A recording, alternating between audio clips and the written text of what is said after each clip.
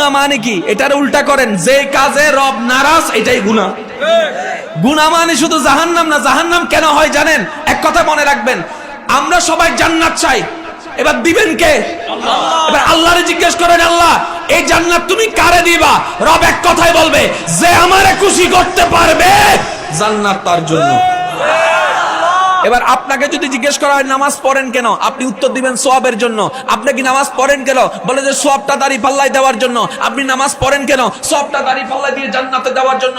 আমি এই কথার দ্বিমত করি না, কিন্তু আশিক হিসাবে আজকে এতটুকু বলবেন, আমি নামাজ পড়ি আমার মওলাকে খুশি করার জন্য, আমি রোজা রাখি আমার মওলাকে খুশি করার জন্য, আমি ক্ষুধার্ত কষ্ট পাই আমার মওলাকে খুশি করার জন্য, আমি তাহাজ্জুদে দাঁড়াই যাচ্ছি আমার রবকে খুশি করার জন্য, আমি তৃষ্ণার্ত থাকছি রমজানে আমার রবকে খুশি করার জন্য, আমার টাকা ব্যয় করে হজে চলে যাচ্ছি, লাব্বাইক আল্লাহুম্মা লাব্বাইক, লাব্বাইক লা শারীকা লাক লাব্বাইক, ইন্নাল হামদা ওয়ান নি'মাতা লাকা ওয়াল মুলক লা শারীকা লাক লাব্বাইক বলছি আমার রবকে খুশি করার জন্য। আরফাত ময়দানে থাকছি রবকে খুশি করার জন্য, মুজদালিফায় এরকম ছাড়ছি উদাম গায়ে, আল্লাহ রব তোমাকে খুশি করার জন্য। আমাদের প্রত্যেকটা কাজ হবে রবকে খুশি করার জন্য। উনি খুশি হইয়া গেলে অটোমেটিক এটা সওয়াব হইয়া যাইব। আর একটু জোরে বলেন না, বুঝবেন জিনিসটা। আপনারা আমার সাথে দ্বিমত করলে করতে পারেন, কিন্তু ইশক দিয়ে যদি বিবেচনা করেন আপনার ঈমানও বলবে হ্যাঁ यही तो वही রাস্তা है। জোরসে কাহো না ইয়ার সুবহানাল্লাহ।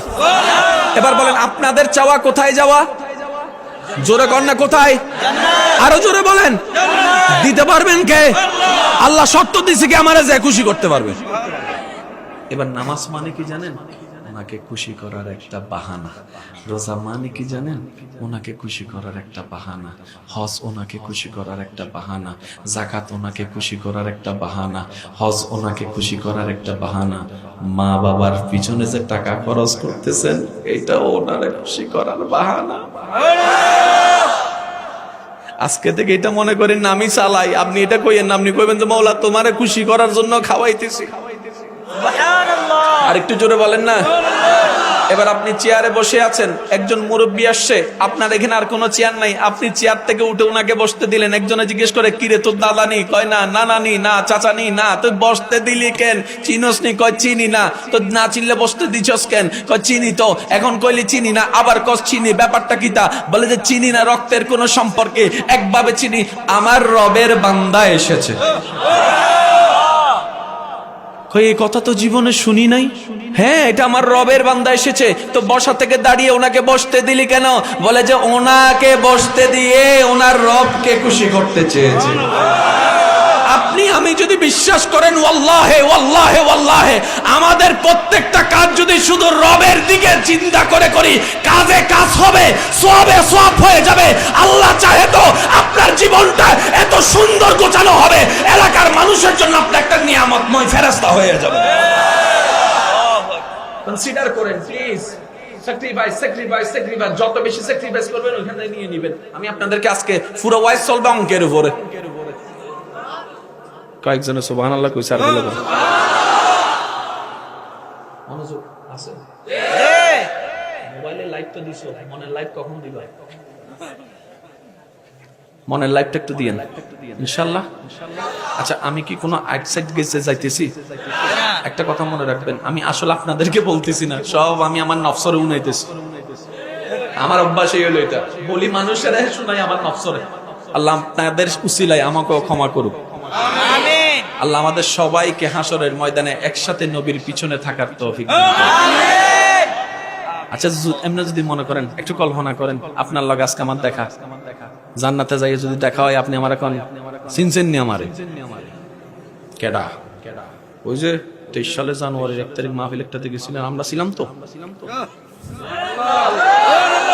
আচ্ছা, মুহূর্তটা কেমন হবে এখন? ভাই আইয়েন আমার রুমে, আইয়েন। আমার রুম কি ছোড়নি? আল্লাহ কি আমারে কম দিছিনি? আমারটা দেখেন। সুবহানাল্লাহ কয় নাকি রে? আরো জোরে কর না সুবহানাল্লাহ। কাউকে জান্নাত দিলে কারো বাগেরটা কমে যাবে? তো তর্কাতর্কি করার দরকার কি? দোয়া করেন না, আল্লাহ অমুককে জান্নাত দাও, অমুককে জান্নাত দাও, তমুককে জান্নাত দাও, অমুককে জান্নাত দাও, আল্লাহ আমার দুশমনরাও জান্নাত দাও। আল্লাহ হয়তো দোয়া কবুল করে খুশি হয়ে আপনারাও জান্নাত দিয়ে দিবেন। আগে একটা কথা বুঝেন, যত কিছু আছে সবকিছুর মূলে আল্লাহকে খুশি করা। এই কথাটা একটু ক্লিয়ার করেন, সবকিছুর মূলে কাকে খুশি করা? আল্লাহকে। এখানে আর কিচ্ছু নাই, কারণ আমরা নামাজ পড়লে আল্লাহর কোনো লাভও নাই, আমরা নামাজ না পড়লে আল্লাহর কোনো লস। সবকিছুর মূলে ওনাকে খুশি করা। এবার ফ্যাক্ট হচ্ছে কোন কাজে উনি খুশি হচ্ছে, এটা হচ্ছে তাকদীর। আর একটু জোরে বলেন না রে বাবা। আল ইলমু নূরুন, বুঝবেন? এই যুবক, কথা বইলো না। আল ইলমু নূর, নূর মানে আলো, আলো মানে অন্ধকারকে যে দূর করে দেয় আলো। এই আলো মানে আবার লাইট না, এই আলো মানে হচ্ছে অমানসিকতা দূর করে দিবে, মনুষ্যত্ব জাগাবে, ঘৃণা দূর করে দিবে, প্রেম জাগাবে, আক্রমণ দূর করে দিবে, মায়া জাগাবে। এটার নাম হচ্ছে আল ইলমু নূর। সুবহানাল্লাহ, জোরে বলবেন নি?